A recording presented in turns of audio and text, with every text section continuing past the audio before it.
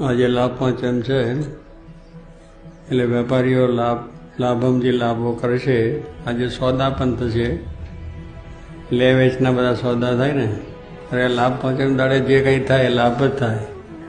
પાંચમનું મુહૂર્ત બધા હોય છે કે દિવાળી બધું ઉત્સવ ઉજવી લે, પછી પાંચમથી શરૂઆત બધી થાય.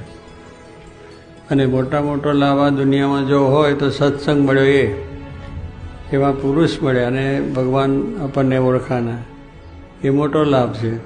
ત્યારે એ લાભ જે મળ્યો છે એટલે છેલ્લો જન્મ, જે ફરીથી પાછું આ દુનિયામાં આવવું પડે નહીં એવો લાભ. તો આપણે પેલો વિશ્વાસ જોઈએ, શાસ્ત્રોમાં જોઈએ, મોટા પુરુષમાં જોઈએ તો આપણું બધું કામ થઈ જાય.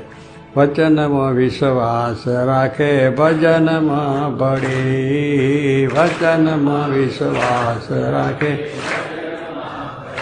પૂર્વ કેરા પાપ તારા તો જાશે બળી, પૂર્વ કેરા પાપ તારા તો જાશે બળી, ભજી લે ભગવાન સાચા સંતને મળી.